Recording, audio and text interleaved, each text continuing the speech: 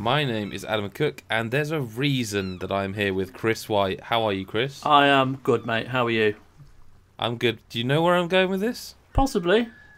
There's a reason that we're here because there's a Fucking brilliant. Chris. You reviewed Rime, which sure is a game did.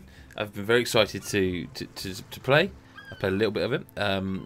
It has looked gorgeous from the beginning, but looks on everything. Chris, tell us, where do we start? Tell us what you think of this game, mate. I think it's a lovely game, a beautiful game, very compelling, both story-wise and mechanically. I think there's a lot kind of going on in it, and I wasn't expecting it. It wasn't kind of, I mean, it was on my radar. I knew it was coming out. I hadn't paid much attention to it.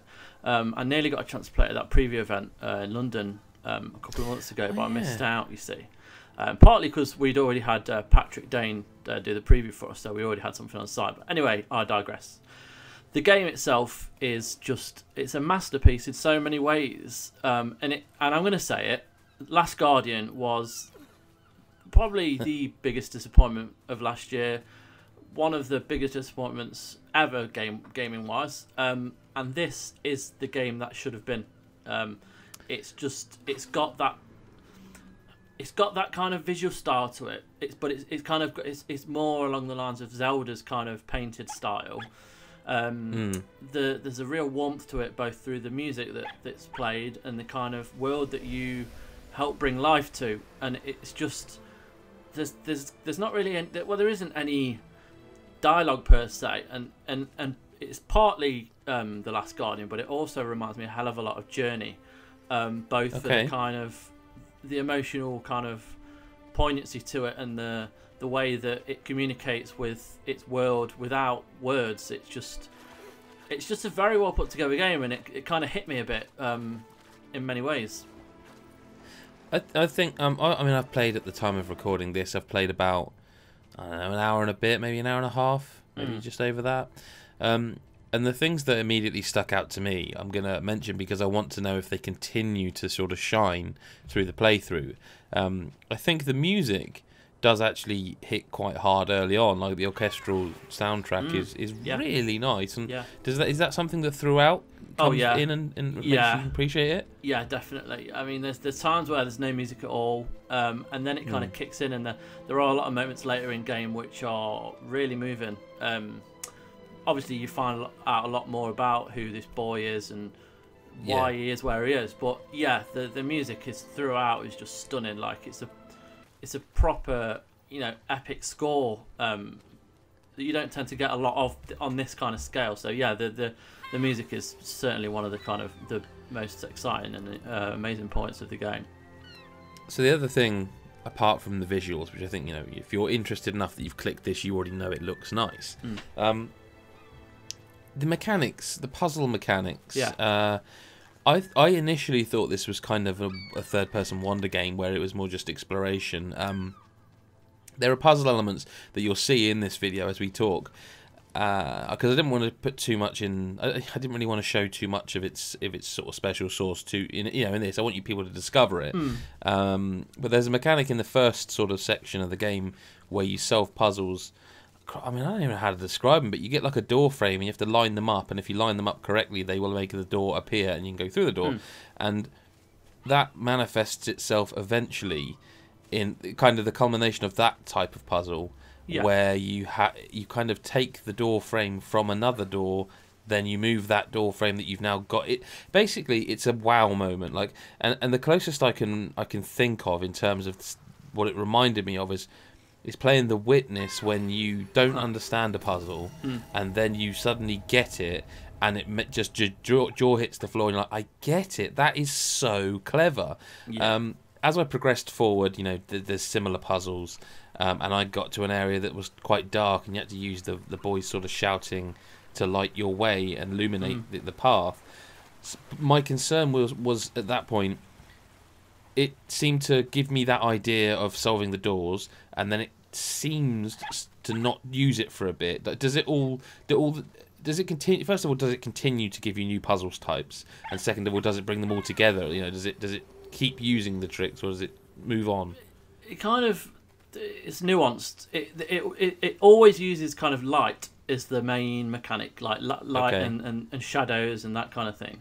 And yeah, you know, one of the first few puzzles that you do in the first area is all about aligning these pieces to form like door frames to then walk through that magically appear. Later on, there's like these glowing orbs that you have to use to, well, you have to use for certain things, because the kind of the main thing I want to get across here is this game, you don't read reviews and, you know, listen to this, but just go in and just explore for yourself. But the puzzles are varied, and they change gradually. They're not massive changes, but they do keep you on your toes. They're not overly difficult, which again, Last Guardian proved was just too much. You know, it was poorly explained or anything like that. These puzzles, I found the Last Guardian awkward. Yeah, it was. And this doesn't seem awkward so far. I think if the controls in this were used for that, it wouldn't have appeared so bad. But yeah, the puzzles are tough sometimes, but it doesn't take too long to kind of twig onto what you're doing, and they're not like puzzle after puzzle after puzzle after puzzle until you kind of go, oh, for God's sake, I just want the story to move on. They're spaced out really well, and you never feel like there's too many puzzles, or you never feel like there's not a lot happening. And that's where the kind of the journey aspect kind of comes in, is that it's you never get frustrated really, so you can really enjoy the world, the music, what's happening, the story, you know. And it's just I love it. I've fallen in love with it more so than I thought I would. I mean, the one thing I would say, you're playing on PS4 and I'm playing on PS4 Pro as we normally do. Yeah. I found, I don't know if it's the frame pacing or the frame rate, but I found that I think it might need a patch, because on PS4 Pro there are occasional frame pacing issues where it sort of jumps a little bit. I don't know if you noticed that, and I know there are some people who won't care, you know, but I sort of do, and I think it matters less with a game like this. That's more about the experience than, you know, a first-person shooter that you want at a steady 60 minimum. But I do think it's worth mentioning, but I don't know how you experienced it, you know? On the standard PS4, there were some frame rate issues, kind of mid-game. But before then and kind of after then, there was nothing that I can remember that affected it. But yeah, there are parts in the mid game where there is a bit of a chug kind of as you're playing. But towards the end, there's a lot of stuff happening, and it doesn't seem to affect it. Now, I mean, that's just me. I don't know whether all PS4s will be the same, or I don't know. But I mean, for me on the standard PS4, it wasn't too bad. But there were certain moments mid game where there were a few issues with the frame rate, but other than that, I didn't really notice too much, to be honest. I will say that I feel like over the last couple of years I've become more dialed into frame rate, more than I ever thought I'd care about. And like I say, I'm not saying it ruins the experience. I'm just saying I think there is a room for a patch to improve it slightly. I will be very interested to see how this runs on Switch, which is, I think, a month away from this version. Very interested to see how that runs, because I kind of feel like if it's struggling a bit on PS4 Pro, I don't know. I'm assuming we don't know. We haven't played it. Hopefully we will play it and cover it. But listen, you can go and read Chris's full written review with a score on the end of it. We know people love to see that number. And you can also follow Chris at FirstAvenger83 on Twitter, myself at GMSF, and at GodIsAGeek is the site. Because we are a website. Make sure if you are just a subscriber, you go to godisageek.com, because we are a website. We also have a Patreon where you sometimes get stuff early on there.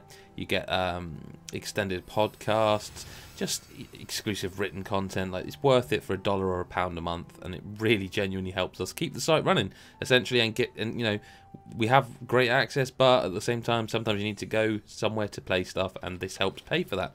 Chris, thank you for your time. No worries, thank you, Adam. And we will see you next time. Bye bye.